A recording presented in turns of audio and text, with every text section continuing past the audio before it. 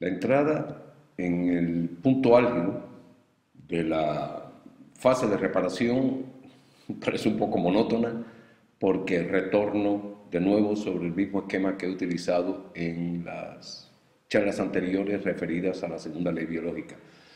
Y creo que los voy a cansar porque no va a ser la última ocasión en que lo voy a hacer. Pues bien,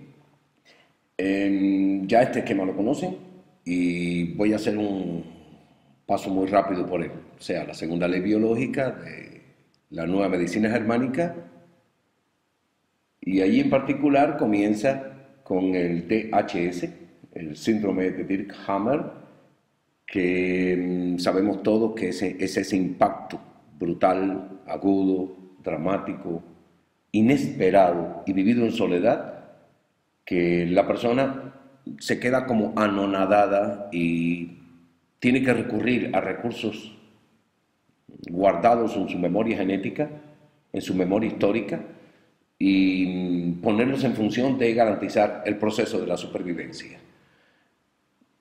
Este DHS desencadena inmediatamente en el cuerpo a los tres niveles conocidos: psiquis, cerebro y el órgano o parte corporal correspondiente al sector cerebral, y el sector cerebral al colorido especial, específico que tiene el impacto emocional.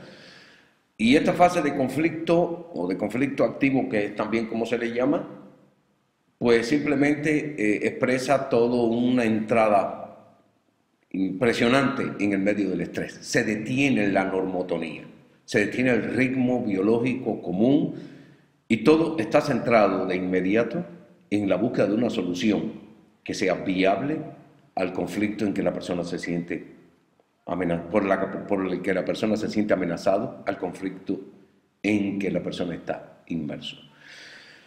Pues bien, cuando hay una solución viable, siempre tiene que haber una solución viable como condición para que se despliegue todo el programa en general.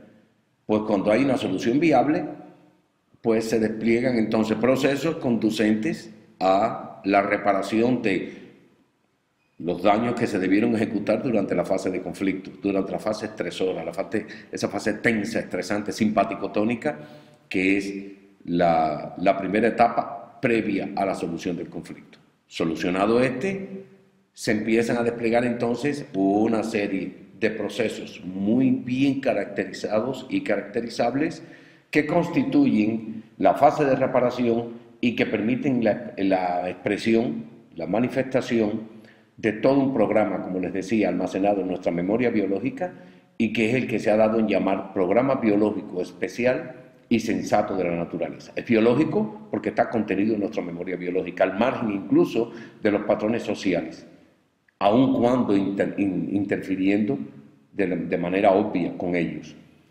Es especial porque aparece en un momento específico como solución especial a una situación determinada que amenaza con la supervivencia o amenaza la supervivencia.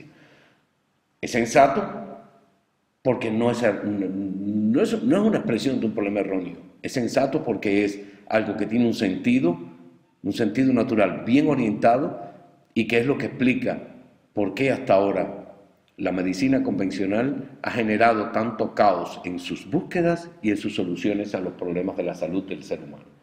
Justamente porque la sensatez de lo que le llamo enfermedad se contrapone dramáticamente, se contrapone de una manera, yo diría, brutal a lo que realmente ocurre en la naturaleza, que es un proceso ordenado, sujeto a leyes, previsible y sobre todo que puede, sobre la base de su conocimiento, darnos una idea clara de que lo que está ocurriendo es una solución más que un conflicto. Pues bien, esta fase de reparación, que ya lo vimos allí, conjuntamente con la fase de conflicto, que fue previa a la solución de este conflicto, incluyendo hasta el DHS, explica todo el proceso conducente, el DHS como condición previa, y aparece el programa biológico especial y sensato de la naturaleza, cuyas siglas en inglés, aquí vienen anotadas, SBS, es la terminología que estamos utilizando, que fue designada así por el doctor Hammer en sus enunciados de las leyes biológicas de la nueva medicina germánica. Pues bien, ese de significativo, biológico y especial. Ya esto no hace falta volver sobre el tema. Esta fase, esta condición del programa biológico se da en dos fases. Estas dos fases, la fase de conflicto y la fase de reparación, constituyen lo que se ha dado en llamar el carácter bifásico de la enfermedad. Bifásico porque es en dos fases. Y enfermedad, entre comillas, ya lo hemos dicho varias veces, porque justamente no es un error, es todo un programa con un sentido biológico muy claramente definido y con una orientación hacia la supervivencia que es realmente lastimoso llamarle a la enfermedad un error de la naturaleza. Pues bien, este carácter bifásico, para hacerlo más, el enunciado más amplio, viene más o menos resumido así. Cada programa biológico especial y sensato de la naturaleza, SBS, se despliega en dos fases, siempre que haya solución al conflicto. Ya creo que usé la expresión latina en una charla anterior, sine qua non, conditio sine qua non, bajo condición, so pena de que haya siempre solución al conflicto. De otra manera, se mantendría la fase de conflicto indefinidamente, conduciendo a un deterioro gradual y paulatino de las capacidades defensivas y de supervivencia, y la persona podría caer en caquexia, en pérdida de su capacidad de subsistencia, con la muerte como proceso final. Pues bien, aquí hasta ahora hemos visto que la fase de conflicto es una, mientras que la fase de reparación pudiéramos didácticamente separarla en tres sectores. La fase de conflicto inicial se ha dado en llamar fase CA o fase de conflicto activo, y luego de haber habido una solución aparece entonces la fase exudativa, que se ha dado en llamar PCLA, o sea, post-conflicto lítica. O sea, hay una lisis, una rotura, una solución al conflicto, y esta es post-conflicto lítica, o sea, posterior a la solución del conflicto.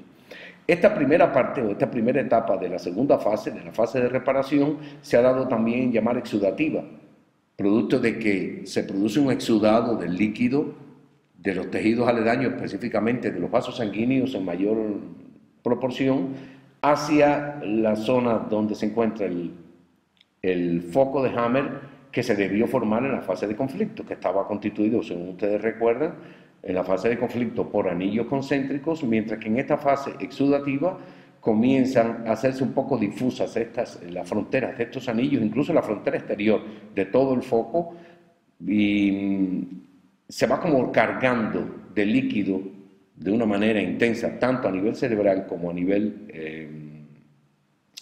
del órgano en específico, que está en correspondencia con el sector cerebral afectado por el impacto del conflicto biológico. Y a esta fase, o durante esta fase, hay un cambio dramático en todo lo que ocurrió inicialmente durante la fase de conflicto. De hecho, hemos utilizado colores diferenciados para referir uno y otro, según ustedes observan en este esquema de la propuesta general de la segunda ley biológica, que es de hecho el esquema que usamos un poco modificado para explicar el tercer criterio de la primera ley biológica. Pues bien, esta fase de posconflicto lítica A o exudativa, en que el líquido exuda hacia el interior del foco de Hammer del cerebro o del órgano, pues también se le puede llamar edematosa, o sea, porque se forma un edema, acumulación de líquido. O sea, el carácter exudativo referiría el proceso y la condición edematosa referiría el resultado. Pues bien, nos corresponde hoy referirnos a, como les dije inicialmente, el punto álgido del programa biológico especial y sensato de la naturaleza. Y es lo espectacular y significativo de este aspecto que aquí está indicada la fase postconflictolítica epileptoide o epiléptica, ambos términos son aplicables según la condición, y también se le llama epicrisis como segunda parte de la fase de reparación. me queda por allí una fase, o sea, una etapa, una tercera etapa que cumpliría el proceso reparador, restituyendo al biorritmo normal, es decir, restituyendo el organismo a la normotonía o eutonía. Eso ya lo conocemos de charlas anteriores. Pues bien, veamos un poco las características del proceso con otra imagen que ya es también conocida por todos nosotros. Es la imagen referida a cómo es que ocurre toda esta secuencia de procesos que acabo de explicar. Tendríamos que estamos en medio, ahora inmersos en la fase vagotónica o parasimpaticotónica. Recordemos que la vagotonía o parasimpaticotonía es el proceso en el cual los tejidos, los órganos, son básicamente inervados desde un conjunto de estructuras que se ha dado en llamar, o sea, que forma parte del sistema nervioso autónomo o vegetativo y que se ha dado en llamar cráneo sacral. Esta condición cráneo-sacral tiene características muy peculiares y pueden recurrir a la charla que termina el resumen que hicimos del sistema nervioso, que es la charla correspondiente a la respuesta autonómica para poder aclarar cualquier duda al respecto. De todas maneras, aquí vamos a hablar un poquito de ella. Partimos de la existencia de un ciclo de normotonía que se ha roto por la aparición del DHS. Con la rotura de esto, de este biorritmo normotónico o eutónico, aparece entonces, hay durante ese tiempo una fase que es la fase de conflicto activo y cuyo marcador básico es la condición simpático-tónica. Es decir, sabemos que en la normotonía o eutonía hay una periodicidad condicionada por la línea sinuosa sobre el carácter diurno y nocturno de nuestra vida, que es el llamado biorritmo, y cuando aparece el conflicto biológico, en lugar de ocurrir esta alternancia de fases simpaticotónicas y vagotónicas que condicionan la existencia, aparece o se queda como una especie de simpaticotonía permanente. La simpaticotonía, entre otras condiciones, ya lo vimos en la respuesta autonómica, está dirigida básicamente a la producción de hormonas del estrés, entre otras muy variadas condiciones. Y el sistema o la sección toracolumbar del sistema nervioso autónomo o vegetativo, la parte, digamos, del sistema nervioso simpático, es la que se encarga de llevar la primacía durante esta etapa. Pues bien, ocurrió una solución del conflicto. A esto se le ha indicado ahí con ese pentágono invertido como CL, o sea, conflicto, lisis, destrucción del conflicto, o sea, solución del conflicto, conflicto, lisis. Y tras la conflicto lisis empieza la fase de reparación. Pero la previa fue simpático-tónica, mientras que esta inicia en el sector del biorritmo correspondiente a la parasimpaticotonía, a la vagotonía. Recuerden el biorritmo que tenía en la parte superior, en la fase diurna, indicado en la simpaticotonía y en la fase nocturna en la parasimpaticotonía. Pues bien, aquí entramos en parasimpaticotonía y comienza la fase post-conflicto lítica A.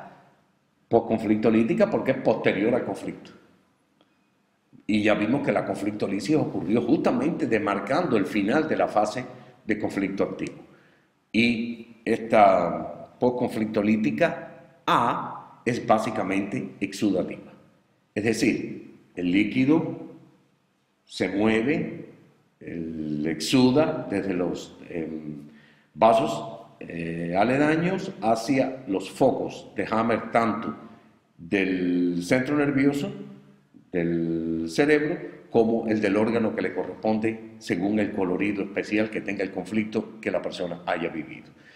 Ya estas dos fases las hemos estudiado.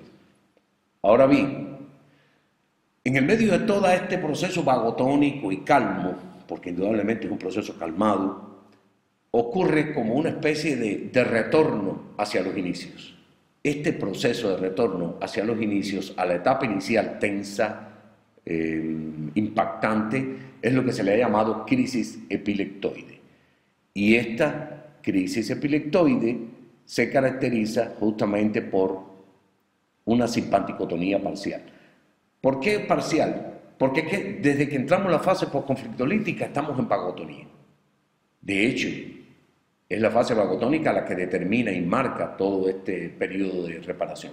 Pues bueno, de pronto ocurre una fase que es o un proceso en el cual se interrumpe de manera casi momentánea durante un corto periodo de tiempo, el tiempo lo vamos a discutir posteriormente durante el desarrollo de otra parte del curso, se interrumpe la vagotonía permanente en la cual ocurría o que estaba inmersa la fase de reparación. Pues bien, esta simpaticotonía parcial se le ha llamado también como nombre epicrisis, por eso aparece como PCLEP.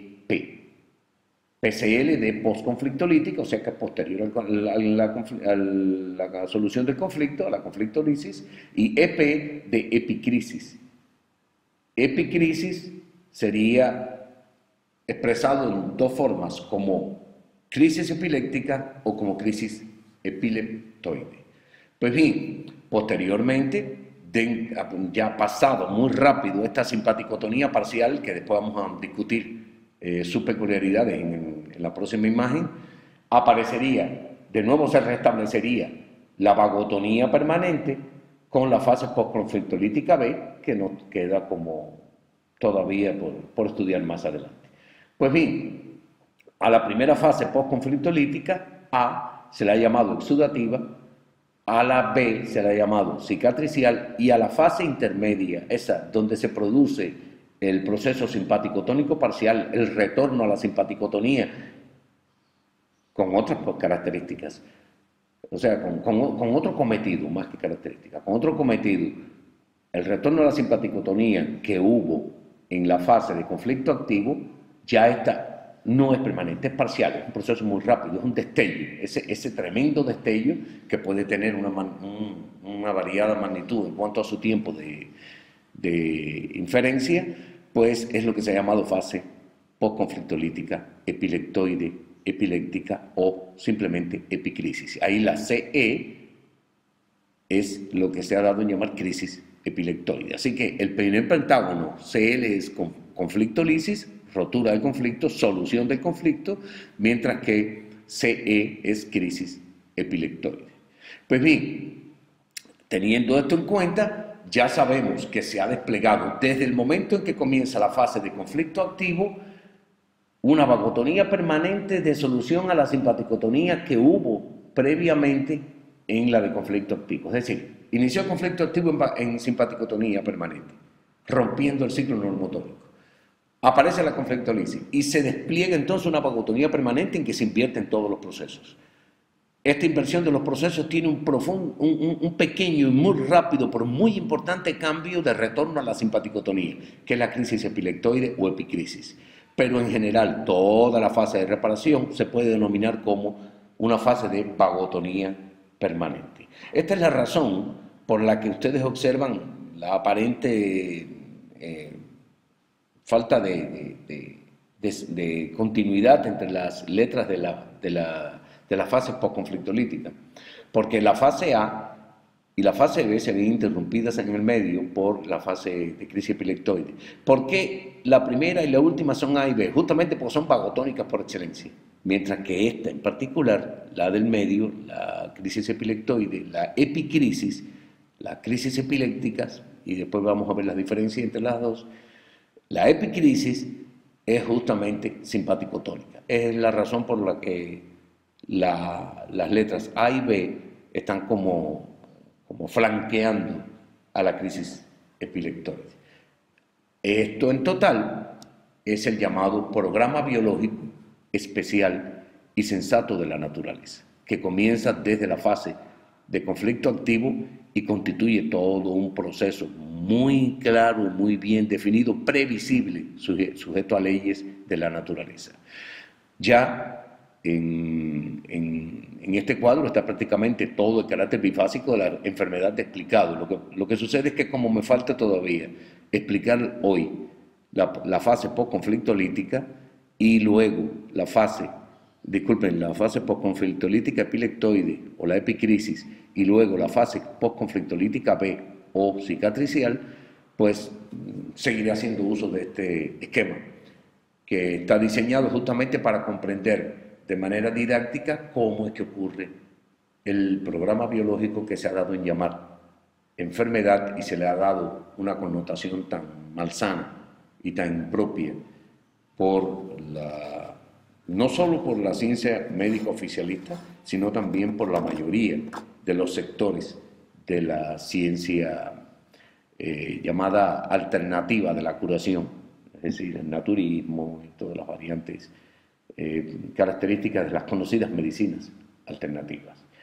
Un terapeuta que considera la enfermedad como un problema, que lo considere como algo que hay que erradicar, está completa y rotundamente equivocado y en contra de las condiciones naturales del despliegue del proceso. De cualquier manera, el término naturista no aplica para estas personas. Pues bien, y alternativo ni contar. Pues bien, conociendo esto, pues les recuerdo que teníamos aquí una leyenda donde fase CA está referida a la fase de actividad conflictiva, la de conflicto activo, la fase CL, o bueno, fase no, el indicador de CL como conflicto lisis es la resolución del conflicto, es el momento en que se hace el tránsito de la fase de conflicto activo simpático-tónica hacia la fase vagotónica de reparación. La fase PCLA es la fase postconflictolítica A, que es la llamada exudativa, es donde se forma el edema en los focos de Hammer. Las letras CE, crisis epiléptica o epileptoide, se refieren justamente al retorno, ese un poco vertiginoso, hacia la simpaticotonía parcial. La fase postconflictolítica epileptoide sería, o fase PCLEP, sería la de la epicrisis, que tiene dos opciones, o es epiléptica o es epileptoide. Y por último, la fase PCLB, que es la fase postconflictolítica B o fase cicatricial. Recordemos que postconflictolítico significa posterior a la solución del conflicto, posterior a la conflictolisis. Evidentemente, todas las fases postconflictolíticas son de reparación, mientras que la fase de conflicto activo es la fase de estrés. Pues bien, conocido esto, podemos entrar de lleno en el conocimiento de las características de este sector dentro de la fase de reparación, que es conocido como fase de epicrisis, PCL-EP o postconflictolítica de epicrisis, o también epiléptica epileptoide. Los cambios en la fase de epicrisis están resumidos en la misma secuencia que lo hice para los dos sectores del proceso del programa biológico que hemos estudiado hasta ahora. Recordemos que estamos en el medio de una fase vagotónica, parasimpático-tónica. Sin embargo, había ocurrido en la fase postconflictolítica A o exudativa una represión, un relleno de los focos de Hammer, tanto en el cerebro como en el órgano correspondiente, y el proceso que generó esto fue eminentemente vagotónico. Sin embargo, al llegar a este punto, a la crisis epileptoide, se ha llegado como una especie de punto crítico de acumulación de ese líquido, de ese edema en los focos de Hammer. Y aquí aparece, y muy importante, mucha atención a esto, aquí aparece un vaciado del foco de Hammer cerebral y el del órgano, y para poderlo vaciar se produce una eliminación incrementada de orina. Esta eliminación de orina, que es llamado también como fase urinaria o crisis urinaria, se extiende hasta la etapa que termine el proceso, hasta la fase post-conflicto lítica B o cicatricial. Pero no vamos a estudiar esto porque le correspondería una charla en especial. Pero quiero aclarar, la fase urinaria comienza en la crisis epileptoide tras haberse llegado a un punto crítico de acumulación del edema, y en la fase post-conflicto lítica B o cicatricial todavía continúa la eliminación de orina para terminar el proceso. Pero aquí no hay vagotonía. Aquí hay un retorno simpático tónico que ocurre también, como siempre, y eso hacemos la referencia cada vez que tenemos la oportunidad, a los 3 niveles, es decir, desde la psiquis, el cerebro y el órgano que le corresponde o parte corporal. Pues bien, en este caso, lo primero que ocurre en el ámbito psíquico es que hay una vertiginosa vivencia compulsiva del conflicto. Si vimos que en la fase sudativa, ya inicio de la fase de reparación, post-conflictolítica, ocurría un retorno a la calma, al equilibrio, porque se había solucionado el conflicto. Aquí es como si la naturaleza hubiera escogido una especie de truco para terminar el proceso. Es decir, retorno a un repaso veloz, vertiginoso, de los eventos que desencadenaron el conflicto activo, la fase de conflicto activo. Es peculiar que ya en la etapa de reparación muchas veces la persona ya no le da el peso, de hecho ya no le da el peso, y muchas veces hasta ha olvidado la fase de conflicto activo. Muchas veces se le pregunta a la persona qué fue lo que lo ocasionó y hay que dirigirlo para que pueda recordar. En ocasiones está como enterrado, porque ya está solucionado el conflicto, obviamente.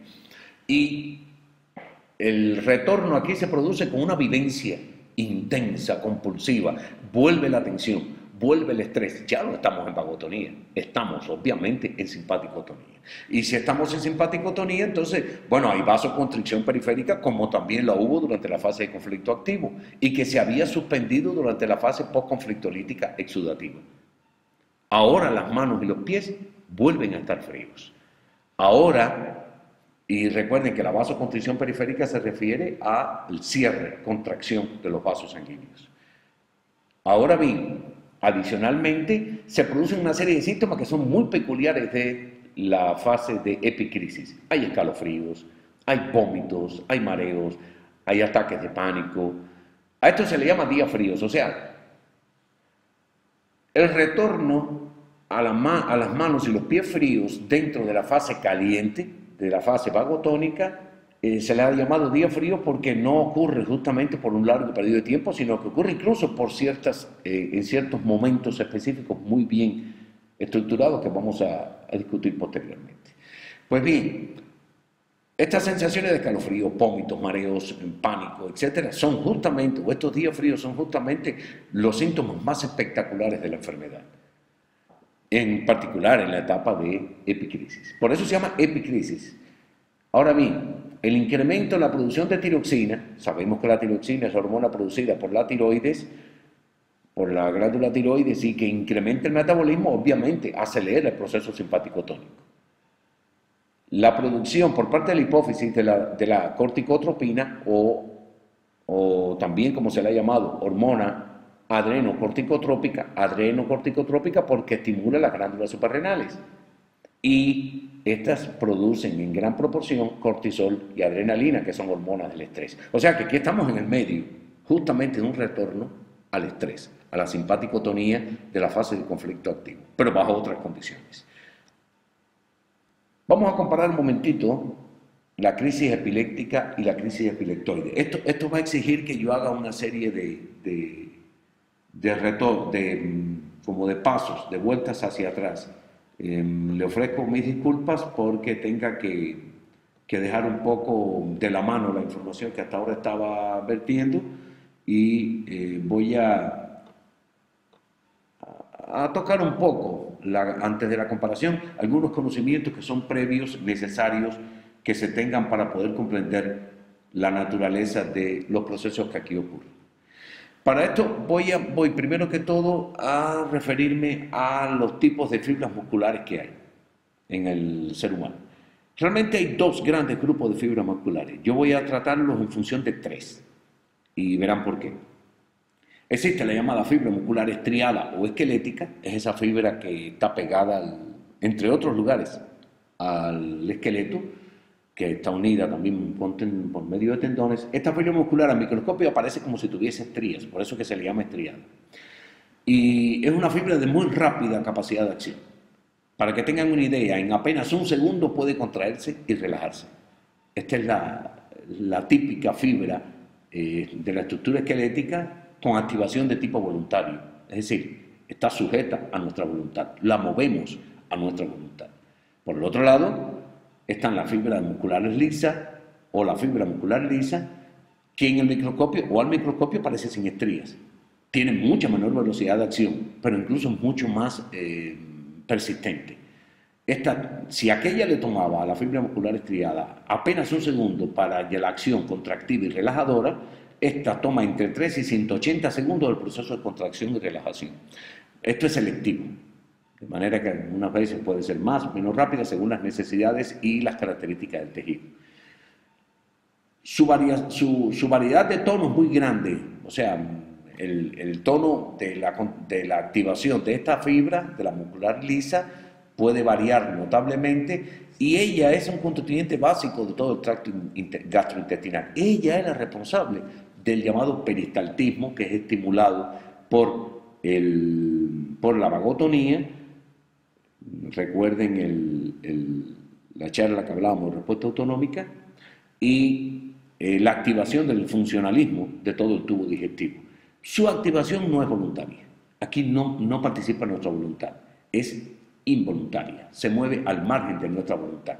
Y estos dos grandes grupos, hay un tipo particular de fibra que se ha dado en llamar por su especificidad de fibra cardíaca, porque está en el corazón. Esta fibra es estriada.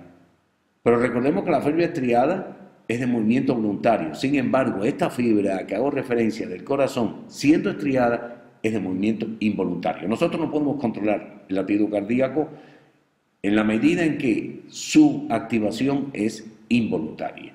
Pues bien, esta fibra tiene una velocidad de acción mucho más rápida que la fibra lisa, a pesar de ser involuntaria, y está entre 1 y 5 segundos, que esta se corresponde prácticamente con cada contracción del latido de nuestro corazón. Y está formando solamente parte de este órgano. Pues bien, estas explicaciones son importantes porque voy a hacer una comparación entre la crisis epiléptica y la crisis epileptoide, refiriéndome en particular a las características de las fibras musculares participantes. ¿Por qué? Muy simple. Porque el término epiléptico es un término específicamente dedicado a la referencia del conflicto de epicrisis, o sea, de la solución de la epicrisis, del retorno a la simpaticotonía, justamente cuando el conflicto biológico está afectando o ha afectado la capacidad motora del individuo. Evidentemente está en conexión justamente con fibras musculares. Pues bien, cuando se hace la comparación entre la crisis epiléptica y la epileptoide, nada mejor que poner algunos ejemplos para que puedan entenderlo, aun cuando no voy a agotar. Voy a dedicar, al finalizar toda la fase de reparación, voy a dedicar una sola charla a referirme a ejemplos que van a ilustrar mucho todo esto. Así que ahora quizás le parezcan un poco sacados de contexto algunos de los ejemplos, lo que no voy a citar nada más. Por ejemplo, de crisis epiléptica tenemos las epilepsias propiamente dichas, tenemos el asma bronquial, tenemos el asma laringea, tenemos evidentemente el asma bronquial funciona sobre la base de la musculatura de los bronquios y el asma laringea de la musculatura de la laringe. Las características son tan especiales, tan específicas, que yo no voy a tratarla aquí, voy a dedicarle su pedazo de información en una de las charlas que le correspondan cuando lleguemos a este tópico, al tópico del asma y el estatus asmático. Pues bien, un caso específico, por ejemplo, es el infarto cardíaco. El infarto cardíaco es muy peculiar porque él se caracteriza porque en él hay una crisis sensorial epileptoide, y la crisis epileptoide es la que se produce fuera de o sea, sin que participen estructuras motoras. Pero en el caso del corazón hay una dualidad, porque en ocasiones se puede involucrar un componente motor cerebral. Y entonces la crisis del infarto cardíaco suele ser epileptoide y epiléptica, o sea, sensorial epileptoide y motora epiléptica. Los dejo allí y después llegaremos al infarto cardíaco por su notoriedad, aunque ya tratamos en las primeras charlas la importancia del infarto cardíaco y de las tesis del doctor Hammer al respecto. Pueden irse al primer tema y allí encontrarán información muy clara de acercamiento a este asunto. Pues bien, vamos a comparar, ahora sí podemos entrar en la comparación teniendo en cuenta esta condición, aunque no voy a dejar de hacer interpolaciones por la complejidad del tema que estoy tratando. Toda comparación trae consigo semejanzas y diferencias. La semejanza es clara. Aquí, en ambos procesos de epicrisis, tanto la epiléptica como la epileptoide, se cumplen todas las condiciones citadas arriba.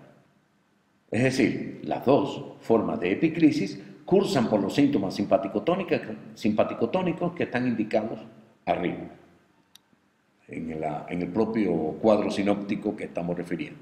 Pero como toda comparación, también hay diferencias. Y esta es la que más nos interesa de momento, porque la semejanza es la correspondencia entre ambos procesos. De hecho, son epicríticos justamente por esas semejanzas. Pero, en el caso de la crisis epileptoide, es la más general y completa de todas. Incluso hay quien le llama, y Hammer en ocasiones lo hace, a la epiléptica crisis epileptoide epiléptica, como usando el término epileptoide a modo de término genérico, y referirse que hay una crisis epileptoide general y es epiléptica, digamos, por una definición particular.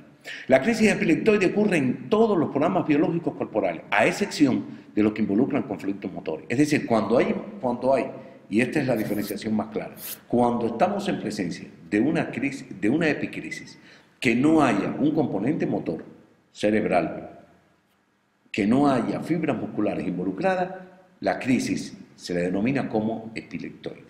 Mientras que en el caso de que lo que esté involucrado en el programa biológico o sobre el que actúa el programa biológico es un sector cerebral motor y que está en relación con la fibra muscular, allí es cuando se habla de crisis epiléptica. Así que, repito, la crisis epileptoide es aquella que se presenta como retorno a la simpaticotonía inmediata, rápida, momentánea, cual si estuviera ocurriendo un retorno del conflicto. Es como si en cámara rápida se viviera el conflicto que ya prácticamente parecía como olvidado durante la fase exudativa, la postconflictolítica A. Pues aquí hay una vuelta, como flashes de aquel impacto que se vivió. Cuando este evento ocurre asociado con conflictos motores y fibras musculares, se le llama epiléptico. Y cuando ocurre en asociación con un programa biológico que no involucre estos conflictos motores y fibras musculares, se le llama epileptoide. Donde epileptoide, el término oide se refiere parecido a una epilepsia. Prácticamente el término epiléptico aquí es el genérico y el epileptoide sería como una especie de, a pesar de que está más extendido, miren qué curioso, pero sería como una especie de punto de referencia. Esto es algo así como una epilepsia, pero donde no haya conflicto motor. Eso es lo que significa epileptoide. Pues bien, estos cambios que se generan durante la epicrisis, que permiten establecer esta comparación, tienen consigo dos o tres características que me gustaría retomar, porque voy a utilizar los términos en el transcurso de la imagen que voy a presentar ahora. Y es el tema de la epilepsia. O sea, yo había hablado de algunos típicos ejemplos de crisis epilépticas. como son el infarto cardíaco, que puede ser ocasionalmente epiléptico, aun cuando es epileptoide. El glaucoma, por ejemplo, el ataque de glaucoma se manifiesta también como un fenómeno epiléptico. El, el asma bronquial, la asma laringea, son ejemplos de ataques epilépticos. No es mejor. Crisis epiléptica. Y voy a explicar por qué dije mejor no. Porque la llamada epilepsia típica, o el ataque epiléptico típico, se caracteriza justamente por, o es caracterizado justamente como una enfermedad. Y esta condición implica una serie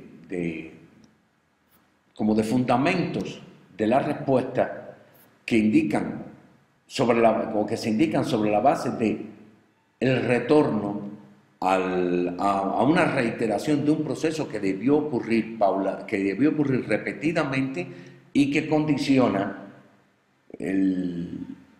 la aparición justamente de ataques.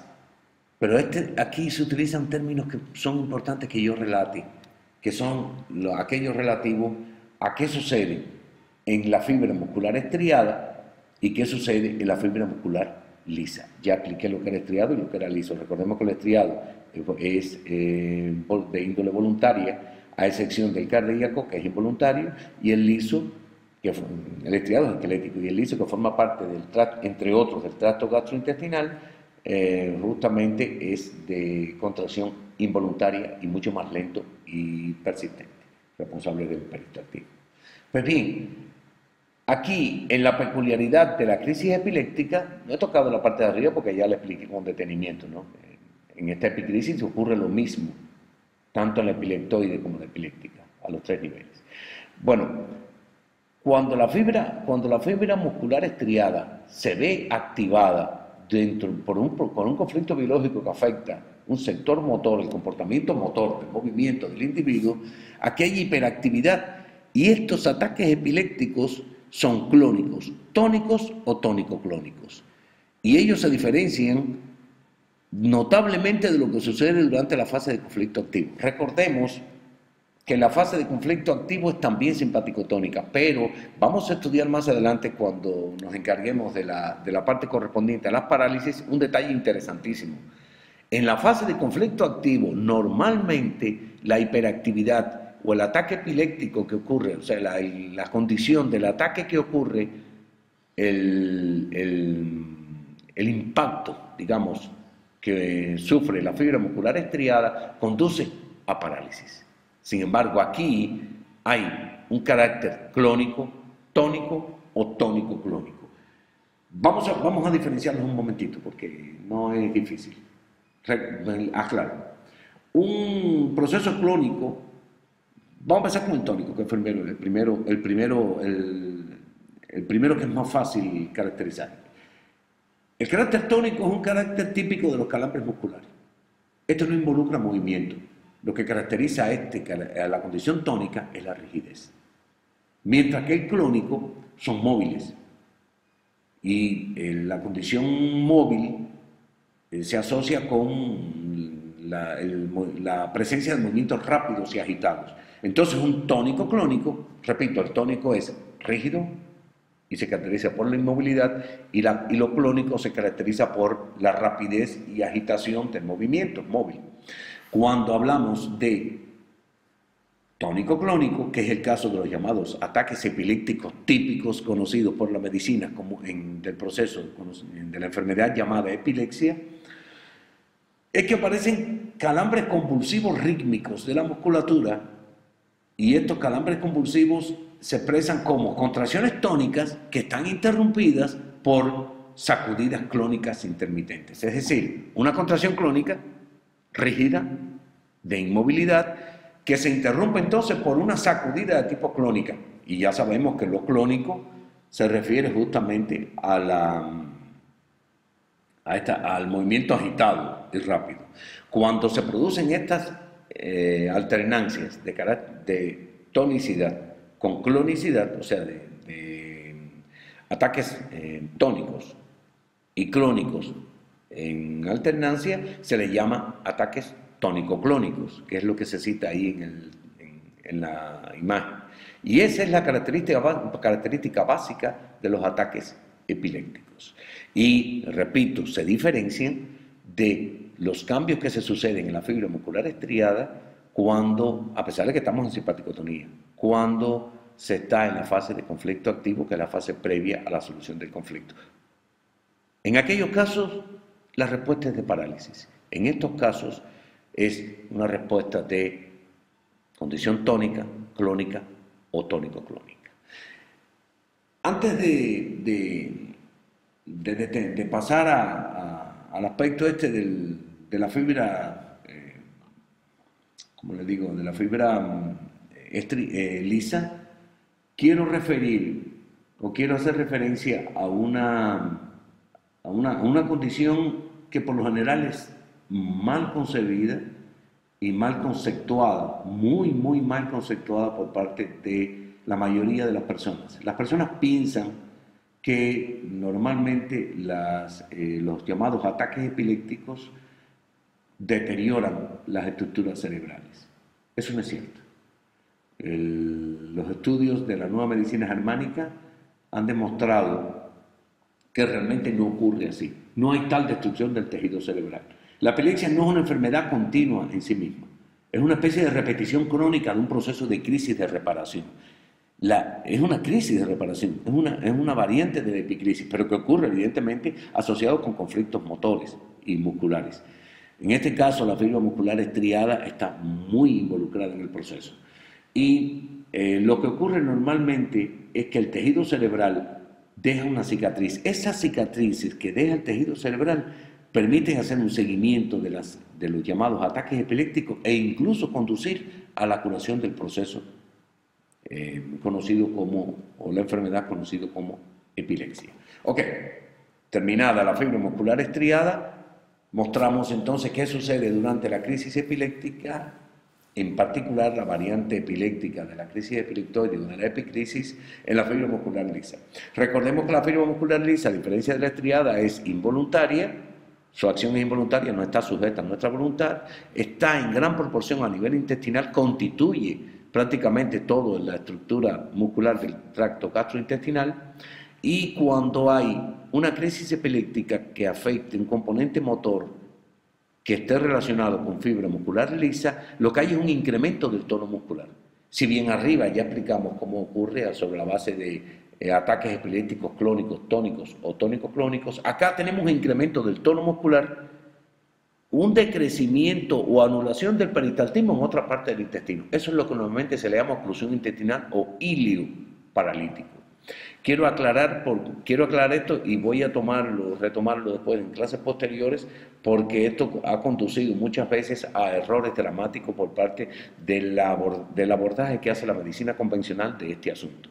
En la crisis epiléptica, específicamente de la fibra muscular lisa, ocurre un incremento del tono muscular en cierto sector, el que está afectado, mientras que el peristaltismo se anula prácticamente, decrece o se anula en otros sectores del intestino. A eso es lo que la medicina le llama ilio paralítico u oclusión intestinal. Este caso en particular, si se lleva inteligentemente, puede someterse a un seguimiento, a una estimulación particular que no vamos a estudiar ahora porque se refiere al abordaje terapéutico, pero que sabemos una cosa: la epicrisis es muy rápida, no tiene una larga duración, incluso aun cuando haya habido un largo proceso de conflicto activo. Eso sí, es peligrosa en el sentido de que si hay una gran masa de conflicto acumulada durante el conflicto activo y el proceso ha demorado un larguísimo periodo de tiempo, evidentemente, o sea, el proceso no del conflicto activo, no del DHS, sino del conflicto activo, el tiempo de reparación, no ha encontrado la persona una solución. Demoró mucho hasta llegar a la conflictorisis. Así, cuanto más demoró y cuanto más acumuló masa conflictual, pues obviamente más intensa y dramática suele ser la epicrisis. Pues bien, inmediatamente termina la epicrisis, que es epiléptica en este caso, y que forma parte de la fibra muscular lisa, hay un incremento de nuevo del peristaltismo en el intestino en general. Me queda solo por recordarle, y vamos a la parte superior de la imagen, para terminar este tópico, que la crisis epiléptica, sea en la fibra muscular estriada, sea en la fibra muscular lisa, se caracteriza justamente por los mismos patrones de comportamiento sintomáticos que fueron referidos previamente para la crisis epileptoide. Es decir, hay simpaticotonía a los 3 niveles, o sea, ese retorno vertiginoso de la vivencia compulsiva del conflicto como una especie de cámara rápida. Hay un estrés por compulsión hormonal, o sea, se produce un aumento en la producción de tiroxina, hormona adenocorticotrópica o corticotropina, que la produce la glándula hipófisis. Hay un aumento por extensión de la producción de hormonas del estrés como el cortisol y la adrenalina, y a esto se le ha llamado día frío justamente porque la vasoconstricción periférica característica de esta etapa condiciona que no llegue afluencia suficiente de sangre a las extremidades y se produzca una disminución de la temperatura en las partes más alejadas del centro corporal.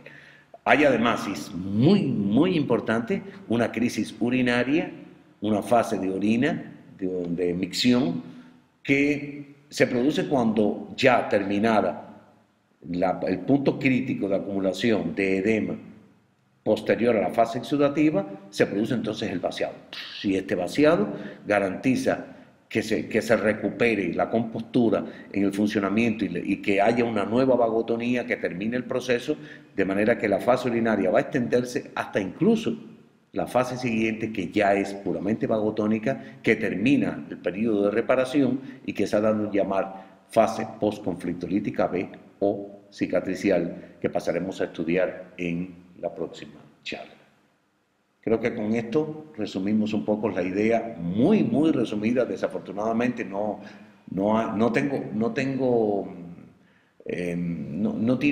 tienen argumentos que necesitan posteriormente para que yo amplíe un poco más sobre el tema de la crisis epileptoide, aunque sí en la charla que resume todas estas que he fragmentado de la segunda ley biológica, voy a poner ejemplos. A esta charla creo que le puedo llamar, y la he denominado como enfermedades frías y calientes. Pues queda esta como, digamos, los días fríos dentro de la fase caliente, que es la fase vagotónica o parasimpaticotónica, o también como será conocido como fase de reparación. Esta importantísima es la llamada epicrisis, que puede ser epileptoide cuando no afecta los conflictos motores o la fibra muscular, y epiléptica cuando involucra a conflictos motores que afectan los centros cerebrales motores y que también paralelamente afectan tanto a la fibra muscular estriada como a la fibra muscular lisa.